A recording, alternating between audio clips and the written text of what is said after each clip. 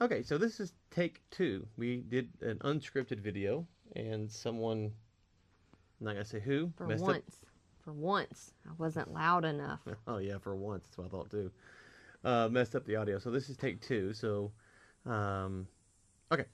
The point of this video really is getting ready to launch this mastermind. Talk about that some at the end.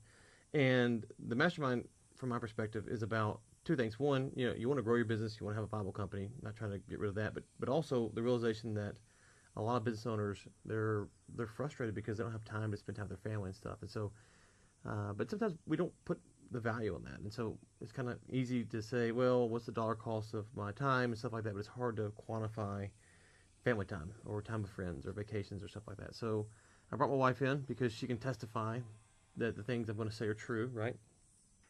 Yes. Yeah, there she goes talking low again. Now, Yes. what I'm saying is true. And that, anyways, so I'm going to ask her some questions about what it was like before I kind of entered this phase where I was able to do stuff. And try to say this once. I hope to say this again. The period we're talking about, I worked for a family-owned business by my father, and so this isn't a complaint, a slight. None of that stuff, pops. If you're watching, nothing about you.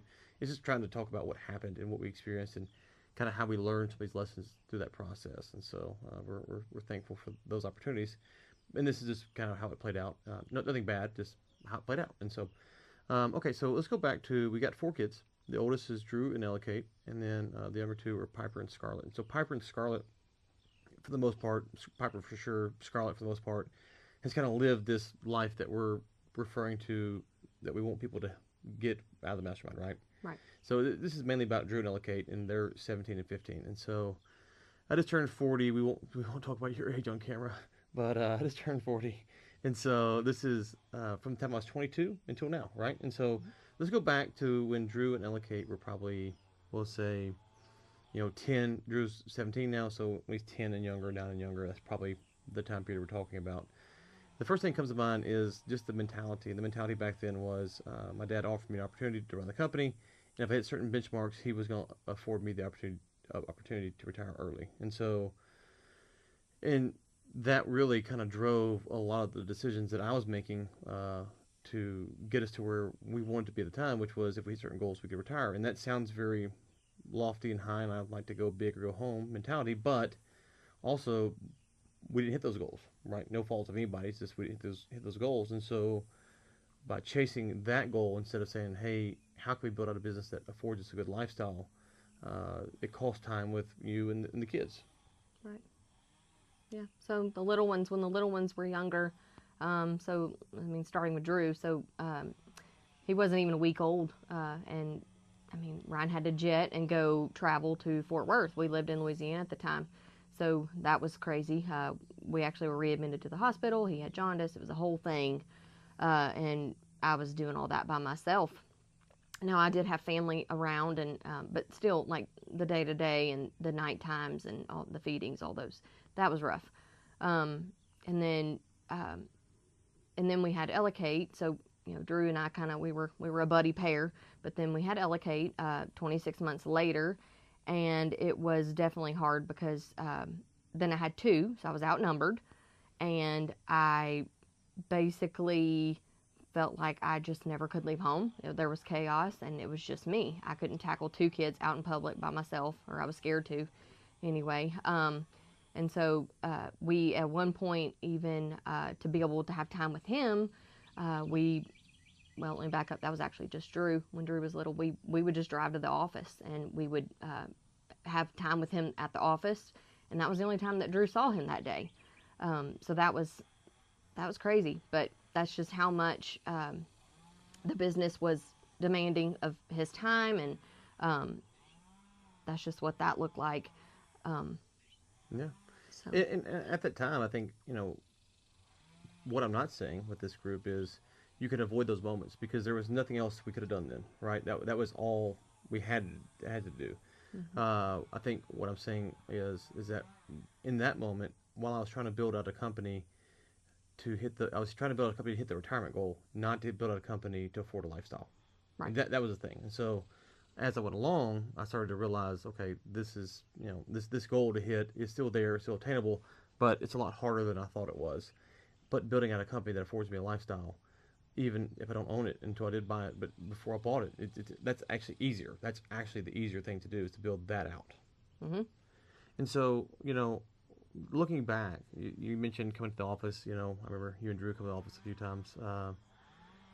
How do you think about, me being a husband, a dad, back then? Obviously, I was young and dumb, and so there's all that you got to play into it. But just my focus on being with the family and being around you, date nights and stuff is kind of hard because you have little kids, and so it's just hard to get out in public in general. But just being intentional about that stuff. Do you think I was intentional enough? Not intentional enough? You probably could have been more intentional, but when you're in the thick of it and you don't have another plan, like you're just doing what you can, and again, like the business was running you, and because you just weren't to that point yet.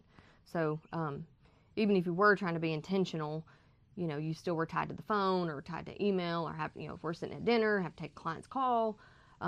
There was never a total breakaway to where you could just, or go on vacation or just kind of live life kind of detached for a time period. So. Yeah, I remember before Drew was born, we went on a cruise, and I wasn't running the company then, but I was kind of running. I was running the people, the field crews. And I remember going away and be like, oh man, everything's gonna fall apart, and the world's gonna happen. And I get back, and of course nothing had happened. And so, but I remember enjoying the vacation, but I was still kind of stressed about what might happen. And so that was before I even got promoted to that position. The other thing comes to mind is what was it like when I would have to travel a lot and you being alone. Again, there's some of the stuff you just had to do. But then there becomes a point where we didn't have to do it as much. That was a huge relief. But looking back, I go, okay, well, I probably could have made other decisions to try to build out stuff faster, so I didn't have to do that, right? So I could have done other things, other levers I could have pulled. So how hard was it on you that I was, going to eat, nice Vic and Anthony steaks and lobster bisque and stuff like that, and you're eating 3-day-old mac and cheese? Yeah, so I'm home and just hoping I can get a shower that day, and he's calling me, telling me how great his dinner was with the client. I'm like, oh, and we had chicken nuggets, and so that was kind of frustrating. But at the end of the day, like I understood, that what he was doing, but again, it was still just wanting the priority to look different, and wanting it to just not look quite the same as you being gone. When you were gone, I wouldn't sleep well. Of course, the kids, they'll try and act out more when it's just mom, and that made it hard to just the day to day. Just the mundane. It just kind of gets to you after a little while. So yeah, that was hard. I mean, so yeah, it's probably hard just not having someone to talk to. Yeah, I talked to toddlers all day. So that was. I love my kids, but it just having an adult interaction is a big deal when you're in the thick of that. So looking back on that period, what was the hardest span of time, period, or whatever it might be? So the hardest time period would have been like late 2010, early 2011, from what I kind of recall. They were slammed with work. It was pretty intense. And at one point, he stayed the night at the office, slept on the rug, got a couple hours sleep, and they were trying to meet a deadline, which I understood. But again, that's rough, You're in the thick of it, and you're just trying to get to the other side of a deadline. But regardless if that, you have certain things in place to kind of help with those things, you wouldn't have been in that same position. So that was really rough when you were that busy. So yeah, I remember sleep. We used to get those things from Starbucks. I think they're called the Green Eye, and it's like a double, triple shot or whatever. we was getting 2 or 3 of those a day. It was crazy.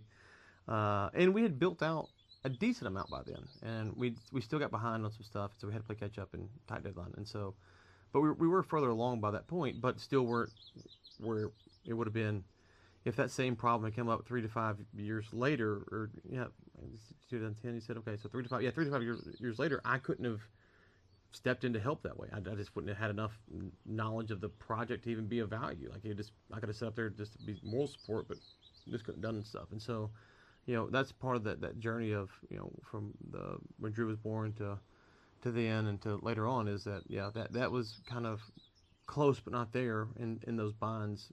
It showed. Um, looking back now on that time period, what are the biggest things that stick out that you go, uh, you missed out on, or wish you would have been there for, stuff like that. I would say that, some years you weren't there for uh, the actual birthday. The party you would be there for of the kids or whatever, but the actual birthday maybe not there, or anniversaries, or things that we would have liked for you to have been there for. You weren't there for. Um, yeah, just you missed things. Um, Even now getting to work from home, you're not missing things, or just being able to be with your family more. You're not missing things. So Yeah, just in the daily routine. yeah, So yeah. And you don't have to work from home because not all this period we're talking about, I was working from home, and so right. you don't have to. It's just one of the things that we've chosen to do now. But you don't have to work from home to afford be able to live this lifestyle, and so it's just saying that that's a choice that we made. I think and I hate to call it a favorite year. I think since we've kind of chosen, okay, this is the path that we want to go on. I think the highlight of that for me would be with coaching Drew and winning 2 state championships. Being able to do that when he was younger, I coached him some, but there was a period of time where I couldn't commit to practice and stuff like that. And so there was some coaching I did, of course, but there's some times I was like when you mentioned bringing him to the office to see me, if he would have been 5 at that period, or 7 at that period, or 15, I couldn't have committed to anything, right? And Mm-hmm. so being able to coach and to do stuff like that, his high school football team was a huge thing. Going to LK's games and Scarlett and Piper, their dance recitals and stuff like that. And so, looking back then, I was like, okay, I'm going to hit this goal, but that goal never came. I wasn't able to hit it, and so I don't look back and go, oh, it's the worst. I couldn't do that. But I do look back and go, man, it would be nice to have been there for more of that stuff. And so we got a great family and great relationships, and so it's not like our family's falling apart.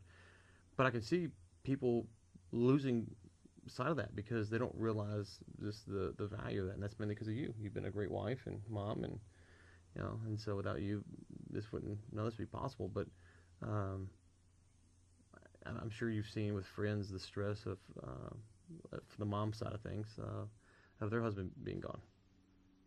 Oh yeah, absolutely. I had some friends back home that their husband was in the oil field, and so they had this crazy schedule, 2 weeks on, 2 weeks off, and they weren't the owner, but just I had mom friends that were in the thick of craziness too. But I just remember thinking like that's got to be hard, and it is hard when dad's not home. We don't do things the same way. Like now we're sitting around the dinner table at night. We have dinner together. We sing, we pray. We go around the table. We talk about our best thing and our worst thing. Everybody has a best thing and a worst thing. You can only have one worst thing, and you can have tons of great things. So there's that. And you get to learn. Okay, well, even if I didn't get to talk to you, but a couple times during the day, I get to learn of that happened and that happened. And so being intentional and getting to be a part of your family and just keeping the pulse on what's happening, Mm-hmm. or even maybe this child's having this discipline issue or and being there to address that um, is huge. So, What about with our relationship? Maybe at home more. oh yeah, I mean, I can't imagine. I can't imagine any other way now. I mean, it's definitely. It just only gets better. The more time you have together, the more that you can talk about your goals, talk about what if I did this, what if I did that, and what's most important to you, and what is the structure of this potentially going to look like, or just doing it together looks different than just doing it by yourself. It just does. So Yeah, and I think it's just one thing that we should probably say is that we're not painting the picture that every day is a 10 and life's perfect and we're perfect or any of that kind of stuff. We're just saying that seeing both sides of the coin, we like this side of the coin better. Absolutely. Absolutely. Yeah. Agree. Yeah. Okay. And so, you know, I've priced this mastermind at $25,000 for the year. If you got questions like on the payments and stuff like that, you can reach out. But I look at it and go, okay, well, I could do. I'll probably do a video on the math side from just the value of the mastermind. But you're speaking about the mom side, the wife side, the spouse side. Mm-hmm. I mean, for me, you know, if I told you back, when things were crazy busy and all that stuff, and I said, hey, for $25,000, I can spend more time with you guys. What would you have said? Let's do it. Not that I regret the things that Right. you learned. Right. You learn. I mean, it's a learning experience. You don't know what you don't know yet. Yep.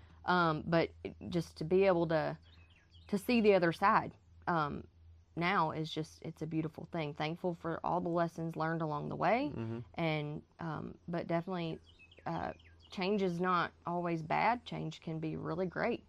So yeah. You don't like change. I don't like change, and that's definitely I'm learning. We're all still learning. So I'm learning. I mean, yeah, it just, and one little tiny thing at a time. If there's one thing that my husband has really taught me in the last probably 2 years, it's 1% each day. Make the 1%. If you're intentional to do one, just tiny little 1% each day, and you do that over a time period, well, then the end result is beautiful. So there's also that. Yeah, So. and I think from this program's perspective, the mastermind, group coaching, whatever you want to call it, on the first video we talked about some about how fast people could hit this reality, and my advice to people when I coach them is always, you got to have your goal. What is your goal? And so when I was younger, my goal was to hit that retirement number. Now that's not my goal anymore. I mean, I would love to be retired tomorrow. So if the Powerball wants to send me the winnings, great. But in reality, it's like, okay, this is my goal now. And so how do I accomplish that? Okay, well, I think about what my goal is, and then how do I take swings that that will get me there as fast as possible? And that kind of sounds contradictory. Let me unpack it. And so what I mean is, if I said, well, I wanted to retire in 3 years, then I can just run the math on that, right? So that's the math.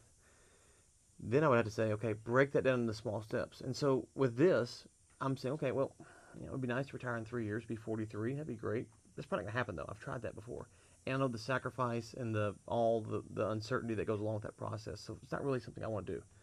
Instead, I want to build a business that serves clients well and serves my family well, and my family can work with the business and help with stuff as well.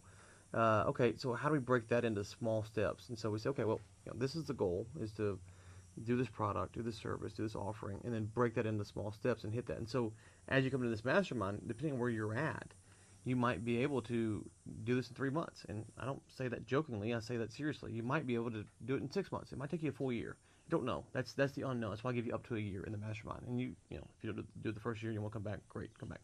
But I think you can do it in a year if you're seriously intentional about it. But to your point, it's like, okay, well, what is the goal?